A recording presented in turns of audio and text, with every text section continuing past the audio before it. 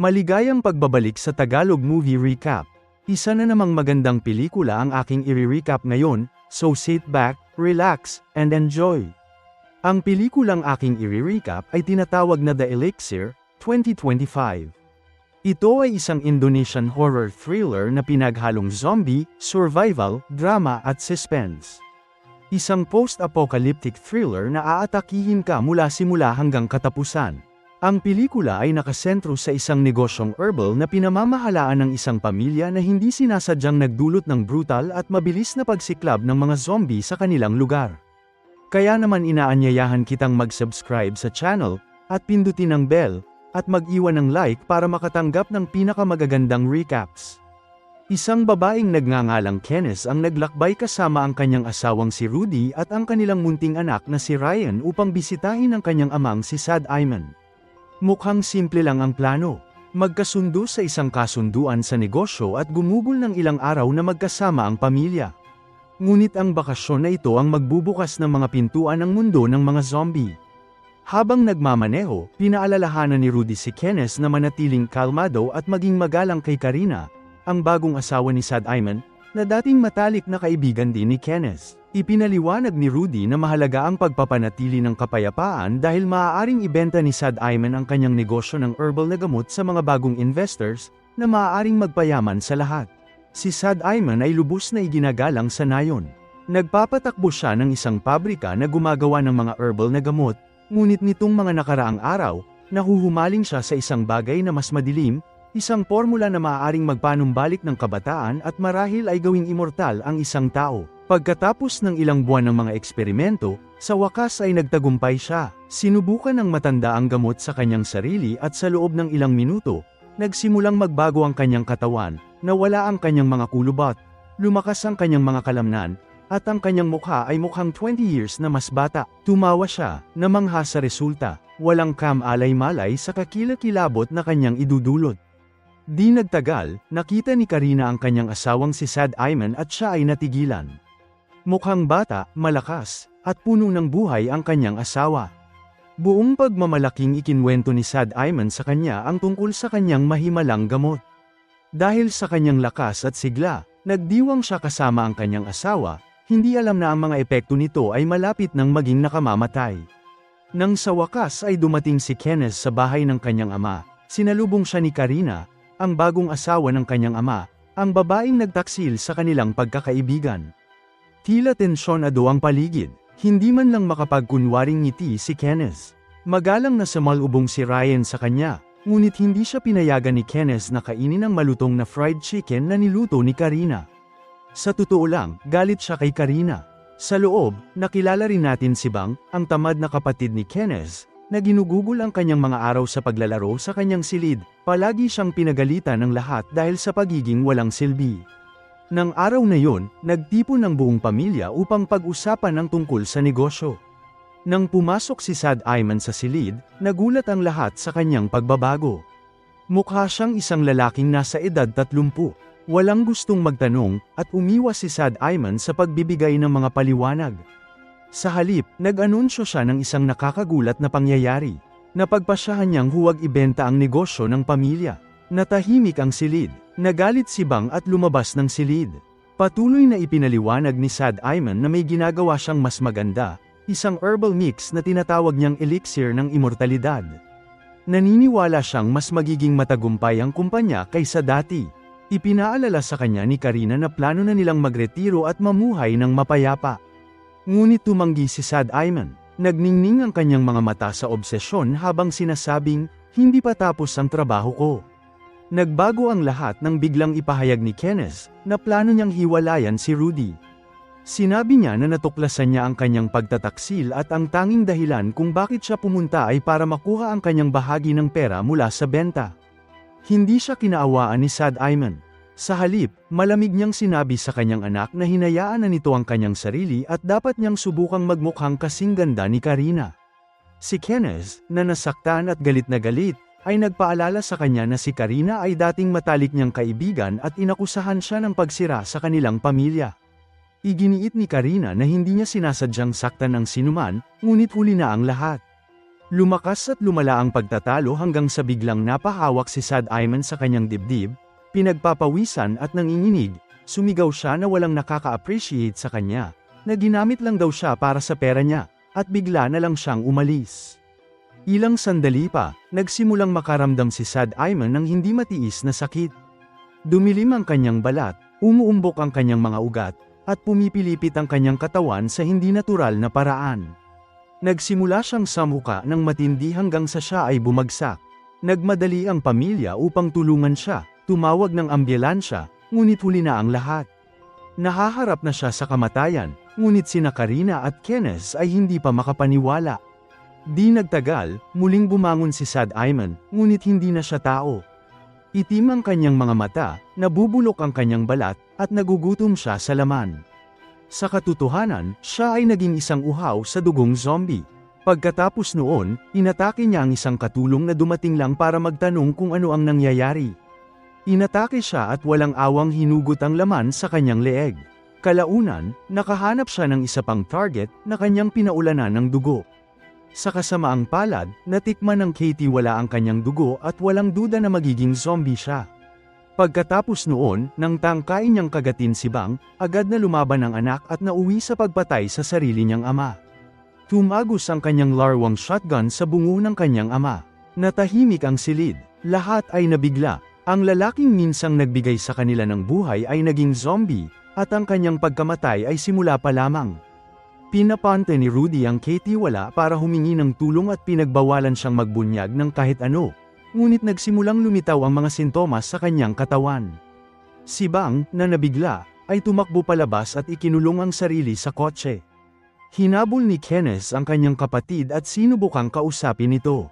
Habang nagdadalamhati ang pamilya, isa sa mga katulong na nakagat ni Sad Ayman ang nagsimulang dumaing sa sakit. Ilang sandali pa, nagbago rin ang kanyang anyo. Isa na namang zombie ang nabuhay.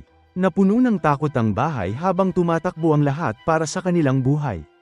Inatake ng katulong ang isa pang katulong na babae at kinagat ang braso nito. Hindi siya tumigil sa simula, kinagat niya ang leg nito. Habang nag-uusap sina Kenneth at Bang, may napansin silang kakaiba.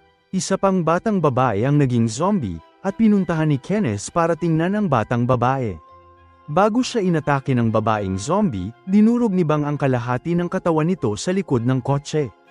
Ang nakakagulat ay buhay pa ito. Tumakas sina Karina, Rudy, at Ryan sa isang direksyon. Sa kabilang banda, pumasok si Kenneth sa bahay para hanapin ang kanyang anak roon, ngunit walang tao maliban sa babaeng zombie. Nakatakas sila gamit ang kotse sa pamamagitan ng pag-iwas sa babaeng zombie na halos durog na durog. Mabilis na kumalat ang impeksyon. Samantala ang katulong na ipinadala para tumawag ng pulis ay nabangga ang kanyang sasakyan sa isang kalapit na pista, na kinagat ang lahat ng nasa kanyang daan. Ang masayang salo-salo ay nauwi sa isang massacre. Sa loob ng ilang minuto, puno ng mga zombie ang buong lugar. Nagsimula na ang bangungot. Nagtago sina Rudy at Karina kasama si Ryan, ginagawa ang lahat para protektahan ang bata. Hinabol sila ng mga katulong na zombie at sinimulang atakihin sila. Pinalo siya ni Karina, ngunit nakaligtas pa rin siya. Mabuti na lang at nagsimulang umulan ng malakas at kakaiba. Tumigil sa paggalaw ang mga zombie na parang pinapahina ng ulan ang kanilang sumpa. Sinamantala nila ang pagkakataong ito upang makatakas. Sa wakas ay nagawang contact ni Kenneth si Rudy. Pumayag silang magkita sa isang ligtas na bahay malapit, ngunit hindi alam ni Kenneth ang daan, at nang ibabaw ang takot habang sinusubukan niyang hanapin ang kanyang anak. Samantala, nakarating sina Karina, Rudy, at Ryan sa bahay, ngunit ang mga zombie ay nakapalibot sa lugar. Nakapasok sila sa loob ng bahay, ngunit hindi nagawa ng Katie wala dahil inatake siya ng zombie. Wala silang nagawa kundi ang manood. Ilang minuto ang lumipas, dumating si Kenneth, binusin ang sasakyan dahil sa desperasyon. Isang malaking pagkakamali. Ang ingay ay humila sa buong komunidad ng mga zombie palapit sa kanila. Wala silang ibang magawa kundi ang tumakas mula sa mga zombie. Muling naghiwa-hiwalay ang grupo. Alam ni Karina at Rudy na hindi ligtas ang lugar na ito, kaya sinubukan nilang umalis sa lugar sa pamamagitan ng sasakyan ng Katie wala, ngunit hindi ito gumagana. Sinubukan ni Rudy na ayusin ang isang sasakyan, ngunit ayaw itong humandar. Bigla, napansin ni Ryan ang isang zombie. Tumakbo sila para makapasok sa isang bahay. Isang zombie ang sumalakay at napatay ito ni Rudy, ngunit nagawa siyang makagat nito. Itinago niya ang kanyang sugat, sinusubukang manatiling kalmado. Ikinulong ni Karina ang sarili sa loob kasama si Ryan, sinusubukang kontakin si Kenneth. Sa kalsada, bumangga ang sasakyan ni Kenneth at Bang habang tumatakas sa isa pang grupo ng mga zombie. Isang mabait na driver ang tumulong sa kanila, ngunit di nagtagal ay mas maraming zombie ang sumalakay. Walang awang kinakain ng mga zombie na ito ang mga pasahero. Tumakas sila patungo sa istasyon ng pulis. Bukod dito, ipinaliwanag ni Rudy ang lahat sa kanyang anak at hiniling dito na alagaan ang kanyang ina. Pagkatapos nito, nagsimulang manginig ang kanyang katawan. Nagsimulang lumitaw ang mga sugat at siya ay naging isang zombie. Sa pagiging isang zombie, sinugod niya sina Karina at Ryan. Sinubukan ni Karina na iligtas si Ryan mula kay Rudy sa pamamagitan ng pagtulak sa kanya palayo. Di nagtagal, isang bakal na pamalo ang tumagos sa kanyang katawan at siya ay naipit doon at ikinulong nila siya sa silid. Sa loob ng istasyon, sinubukan ni Kenneth at Bang na ipaliwanag ang sitwasyon sa mga pulis, ngunit walang naniwala sa kanila. Nagpadala ang commander ng opisyal upang tanungin sila habang siya at ang isang grupo ay lumalabas upang mag-imbestiga.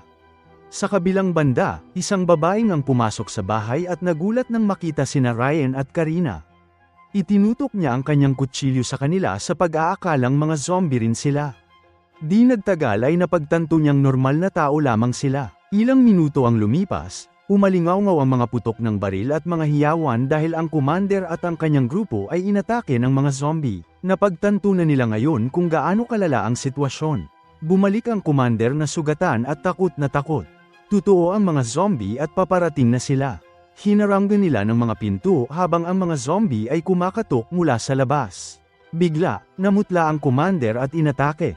Tinulungan siya ng opisyal na si Bang na lumaban at magkasama nilang nagawang ikulong ang nahawa ang commander sa loob ng isang selda.